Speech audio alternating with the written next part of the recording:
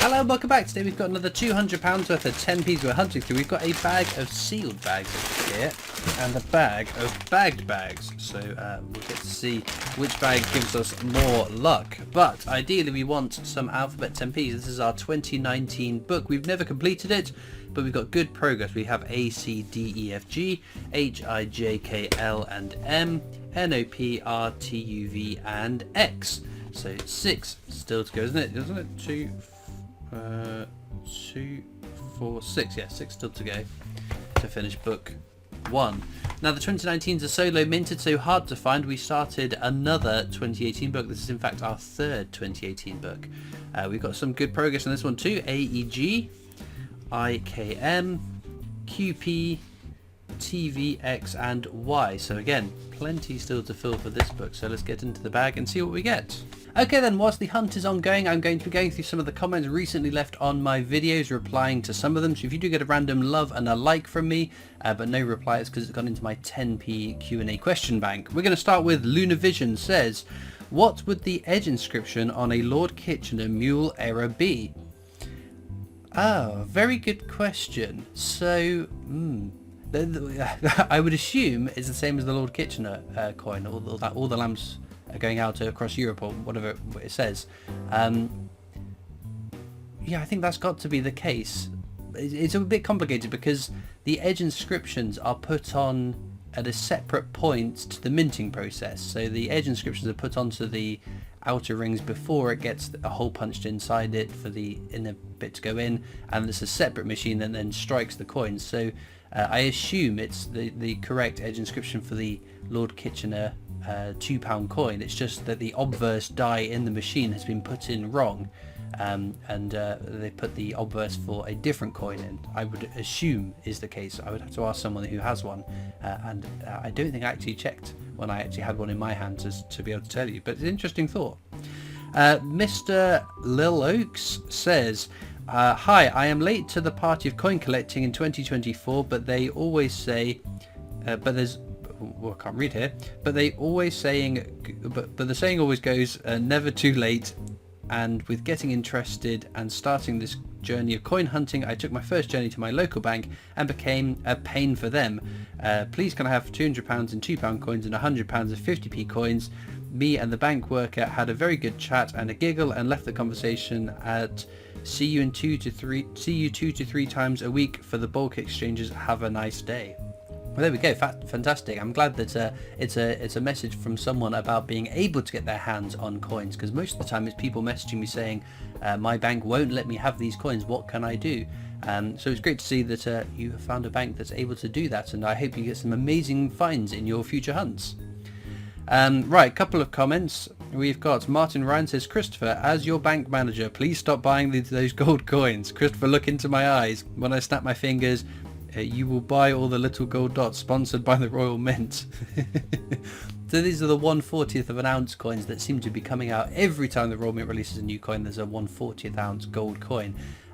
Annoyingly, I started buying them last year because there was only 2 last year, and I thought they were really cool. They're teeny tiny, like smaller than my little fingernail, and some big and impressive designs being shrunk down and able to be put onto those coins is very impressive. Unfortunately, I didn't anticipate them releasing so many. I thought maybe we'll have 1 or 2 or 3 a year, and we've had a ton of them this year already, which is a bit frustrating because it takes some of the excitement out of it. But once you start something as a collector, you want all of them. So yes, I think the only concern would be the price of gold at the moment is going pretty bonkers. So if they end up putting their prices up because of that, I would be less inclined to buy them because they're already a bit of a stitch up and a terrible investment if you're trying to buy gold as an investment. I just buy them because I think they're really cool. Smithy on the same topic says, all those dots of gold, by the end of the year you might have a whole ounce worth. They are lovely though. That is a joke that I have been saying as well. Again, expecting 2 or 3 this year, and now I think we're up to 6 already. So yeah, I think at the rate we're going, I might have an ounce of gold at the end of the year, and I'd have paid a crazy amount of money for it. I should have just bought a 1 ounce Britannia. Right, Slayer Bowen, we have a big comment here. Hi, I've watched your channel for some time now. Please can you explain to me what these common coins mean, as for the life of me I can only think of one reason. They're only common equating to the size of hunts like £500 and £2 coins, same as £250 50p's. Now with us new collectors joining the hunt, depending on certain circumstances you can only afford small bag hunts, so do you still class the coins as common to the ones who can't afford to do big coin hunts, as a lot of seasoned collectors do, to keep back a large majority of the rare coins in circulation, and for who can't do these kind of hunts do suffer when they get ripped off by ripped off prices on eBay, etc., all because, let's face it, they are getting nothing in small hunts, let's say 20 or 30 pound bags. Other than that, please keep doing these, as I and my wife love watching your content. It's just that the word common that gets me. Take care. Okay, so again, when I say common, and I think I covered this in one of the videos recently, when I say common, I'm basing that on the mintage figure, not on how many coins I'm hunting through, just based on the mintage figure compared to other coins. If the Benjamin Bunny 25 million were minted back in 2017, that's a lot higher than most other coins, so it's going to be a more common coin that you should find. That doesn't mean you're guaranteed to find a Benjamin Bunny in every handful of coins that you get, or every time you get change you won't always get a Benjamin Bunny. The most common coins are the Britannias, some of those years, because they were incredibly highly minted. If you look at the 1997 50p, that's a coin you're probably going to get in your hand any handful of 50p's you get. So that's what I mean when I say this is a common coin. I appreciate in one of my videos I go through a lot more coins than the average person would hunt through, but then again I know lots of people who make YouTube videos, some that don't make videos, that hunt through even more coins than I do. I would disagree with your point about those of us keeping rare coins from our coin hunts are making it harder for other collectors. I think the impact that one person can have, even if you totted up all my Benjamin Bunnies, all my Christopher Ironsides, I don't know the number off the top of my head how many I've got, having all of those is such a minuscule percentage of the overall circulated quantity that the impact I'm having is negligible. So I don't think it's a problem, and I think it's kind of frustrating when people get annoyed that I, a coin collector, keep coins that I find. I mean, I'm not doing anything, I'm not circumventing any rules or regulations. I'm not having my mate who works at the Royal Mint shove me an entire uncirculated bag of the coins. I'm getting them through circulation the same way anyone else could. I know I have a business account and all that, but again, that doesn't stop anyone getting a business account and being able to do the bigger hunts like I do. So I don't think I have an unfair advantage over anyone else, because I started from where you are now. You could end up doing coin hunts the same as I can, and I would have no problem with how you collect coins or what coins you keep. And I think there's also you're very aware of what coins I've got in my collection because I do my videos. I think there are much larger, more impressive hordes of coins in other people's collections that are just not visible because they don't make videos about them. So anyway, I'll get off my soapbox because I don't think I'm doing anything wrong, and I'm glad that you want me to carry on because you still enjoy the videos. But no, a couple of comments that I get on a fairly frequent basis, and hopefully that puts it to bed.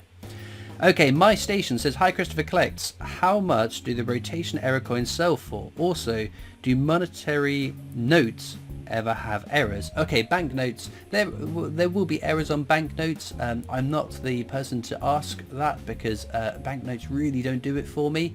There isn't the sort of, I know that there are some Scottish commemorative banknotes which I've only discovered recently, but overall banknotes aren't as exciting as coins to me, so I don't want to sort of like I'm not enticed enough to start buying banknotes, and I think they so rarely change, and that's part of what I like about the coins is it's a hunt. I can hunt through a bag of coins and find really exciting things, whereas what's exciting to hunt through in banknotes other than, I know, low serial numbers, consecutive serial numbers, or I can't remember what they call the ones that are like 111, 222, 111, those, I can't remember what they call, mirror banknote series. It just doesn't do it for me. And what's exciting about coins over banknotes is that we fairly regularly get new coins in circulation to find. I mean, if you look at the banknotes, they are due to change in a couple of months. I think it's June that the first King Charles III banknotes will be out there, but prior to that, it's been a long time since they changed. So yeah, it's not as exciting as coins, but I'm sure there will be errors on them. Right, Sarah Hardy says, can you make a video about the Britannia and Shield checks that you do, please? So these are the key dates. I don't think it deserves a video by itself. I mean, I run through the key dates on the Shields and the Britannias at the start of every 50p coin hunt, so you can scribble them down by watching any of my 50p coin hunts, and that will let you know what the key dates are and what you should be looking for. David W says, great video. How is it that NIFCs actually get into circulation, please? I'm going to get a lot of these questions recently about how NIFCs get into circulation. So there's a couple of different ways that I would use. There are people who've been gifted, given, inherited coins that have no interest in coins, and then don't look into or aren't aware and then don't look into the fact that there might be some value over its face value to collectors. The whole idea might be an alien concept to people that have never collected coins and have no interest in collecting coins. So that's one way, that they just get broken out of their sets, paid into circulation, and I think that's probably the majority of the reasons why they get put in circulation. There's some other things, so some sets that might have a particular coin that's quite rare and desirable, and within that set are uncirculated coins that didn't make it into general circulation. So it might be more cost effective to break the star coin out of a set, sell that individually, and then the rest of them, what are you going to do? Well, just chuck them into circulation, because you've already made your money on the big ticket coin or coins in the set potentially. But no, lots of different ways that these non-circulated coins can get into circulation. There's just a couple off the top of my head, but with that being said, let's get back to the coins. Well, there we go. Not the most successful hunt ever, but a few finds. We've got a Croatian 2 kuna from 2017, which is pretty nice, although not at 10 pence, and I've probably been stitched up and lost money on that in terms of what it's worth. And then 2 from Jersey, 2012 and 1992. This one being a very good vintage, if I say so myself. Well, there we go. No alphabet 10p's, unfortunately. I was kind of hopeful, because with bags sometimes they can be really lucky, but not today, it would seem. So you'll have to let me know in the comments, have you found an alphabet 10p this week? What letter did you find, and where did you find it? We normally get 3 or 4 people saying what they have found in the last week, which is always very exciting, because they are quite scarce and hard to get your hands on, but it reassures myself and the rest of us that they are still out there to be had. Well, as ever, links are in the description of this video across to my coin collecting Discord server if you want to come and join that. There are also links to my other social media channels, the PO box address if you want to write into me, and of course a link to the Britannia Coin Company's YouTube channel, the company I work for as my day job, so please check them out too. All it leads me to do now though is thank you so much for watching. I hope you've enjoyed, and I'll see you next time for more coins. Bye.